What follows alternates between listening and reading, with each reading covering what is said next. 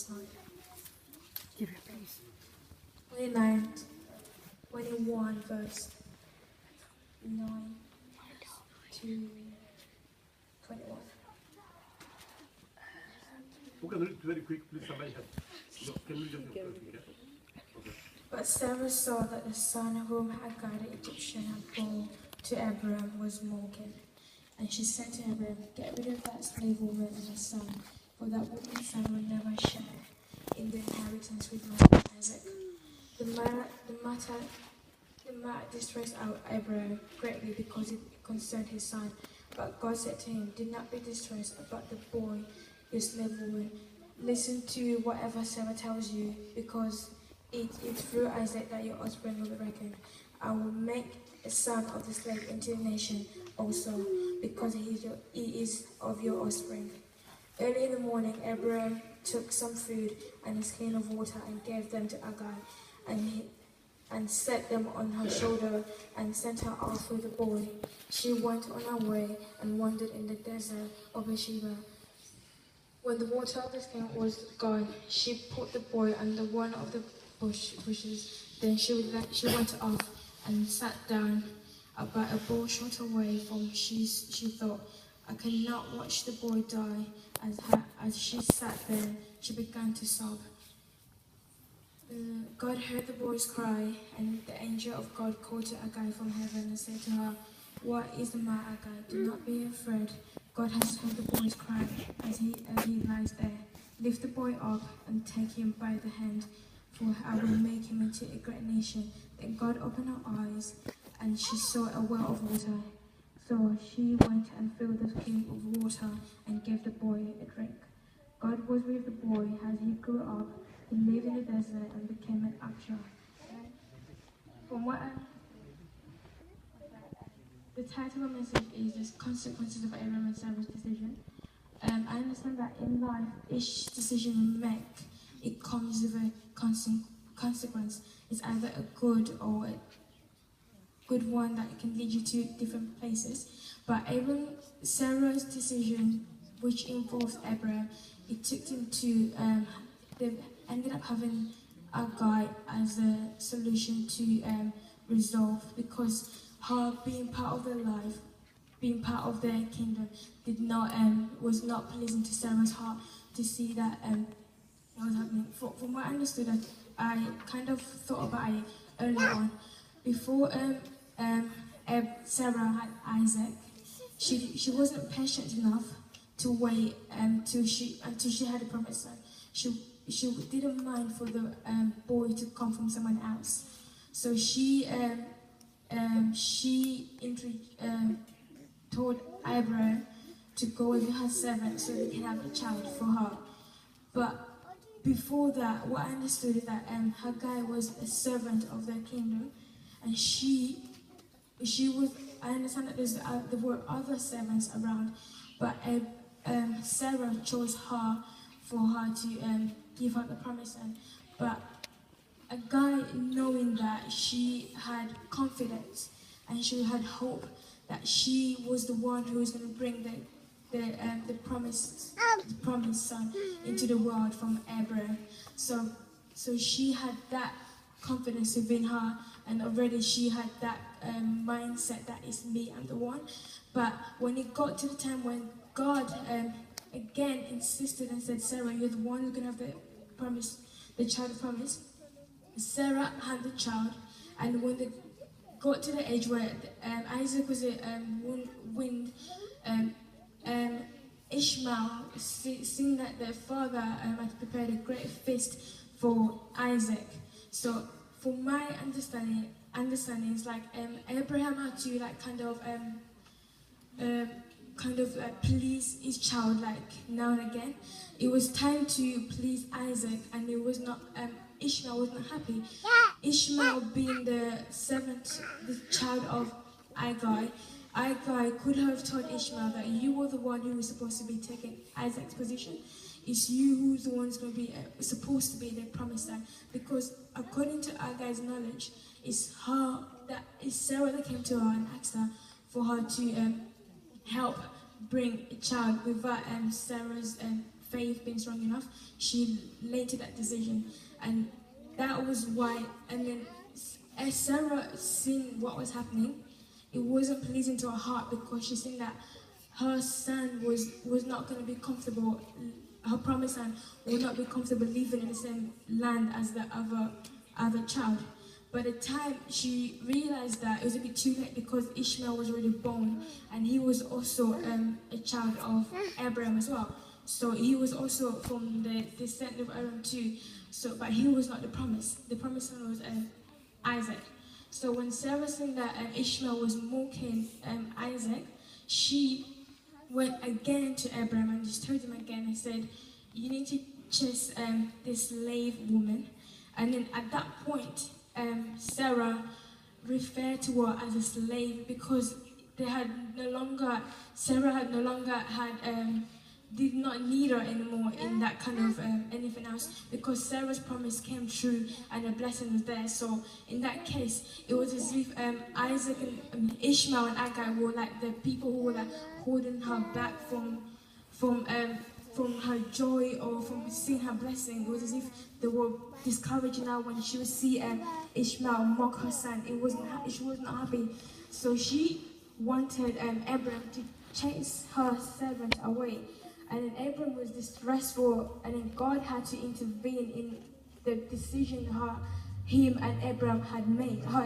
So in our lives, sometimes we make decisions, but when the consequences come, we don't know how to face our music or how to overcome it.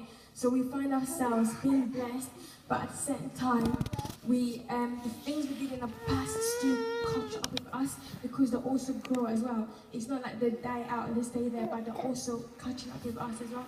So we need, as Christians, from what I understand, is that when you in going in Christ, it's best for you to always trust in God and lean in God, because some actions that you take will bring some results which you will not be able to handle and will not be pleasing to you, and will always try and hold you back when you're trying to move forward. From what I understand as well is that you should be able to trust in God and have faith in Him, to know that what God says will come true, and we should not go to other options, because other options will bring different solutions which were not supposed to be there in the first place. So as Abraham as God came to Abraham and told him, don't be distressed because Ishmael is also going to be a great nation, because it's your offspring. So the next morning, Abraham decided to send her off with water and her son. But from reading this verse, it seems like Abraham didn't have a destination for them to go. He just sent them off. It doesn't say that Abraham sent them off to Egypt or somewhere. They just said that the next morning, early in the morning, he took some food and a skin of water and gave him to Agar, and he sent them on her shoulder and sent off with the boy. So from reading the text, it seems like he just, after God had spoken to him, the next early morning, he sent them off. So I believe that that he didn't have they didn't have a journey plan, like where he should go, where he should reach, where he should leave, because she ended up wandering in the desert and didn't have anything to give to the boy. But if Abraham had somewhere for her to go, he would know how much portion or stuff to give her, how much water she would need on her way and all that. But when she got there, in her heart, all she knew is that she would die and the boy would die. So she left him there to die, and she went to look afar. But when the boy was crying, as we all know that he was from the offspring of Abraham, so that's why God heard his cry. But the mother did not know that God had already spoken to Abraham and said, "I will make a great nation out of this son because of your offspring." But she didn't know. That's why I believe that she took out of her own mind, like I will let him to rest and he'll die because I know nothing more. But sometimes I believe that the people the people who carry your life sometimes may not know your destination or where you're meant to be. They will leave you in places where they believe is right for. They cannot do anymore. All they can do is that, and they'll leave you right there. And in her mindset was for him to, he would just die, and that's all I can do, and that's all I know, because I'm in a desert. I can't go anywhere else. There's no solution. There's no way out. There's nowhere to do anything. So she even left the boy to die over there. And I also think about it in our daily life. Sometimes we have people that take us to the wrong places. She's talking about very important stuff. They don't know the destination that God has. God has said other promises upon their lives, but they were not there to witness what God had said. That's why in their mindset, the faith is stopped according to their mindset, because what they think is how far the faith can go. Otherwise, how faith could have gone further, and she could have gone to God and said, God, this is the offspring of Abraham, do something. But her mindset was somewhere else, and that's why she sat down and she sobbed. Instead, she could have had a different approach to the matter if she knew who the boy was and where he was coming from. So my understanding is that sometimes, as I said before, it's sometimes people take our lives in places where only their minds thinking about God. Only they think that this is as far as I can take this person. But if you don't know that, you end up in the wilderness and laid to die without knowing the promises that God has put upon your life.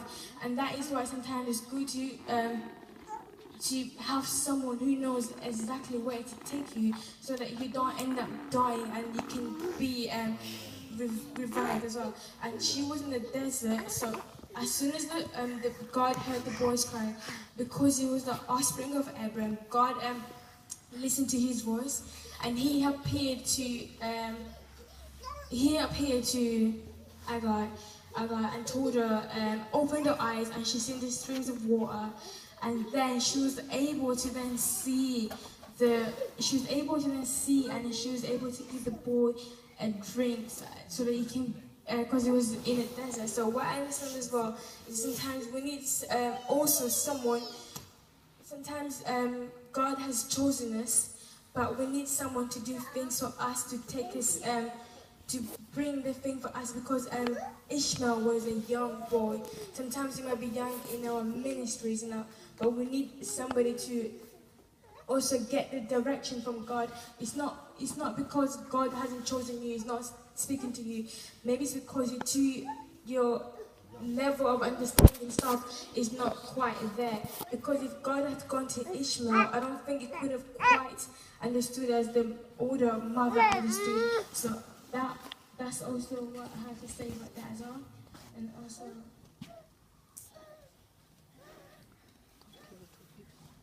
and then after that, the boy ended up surviving.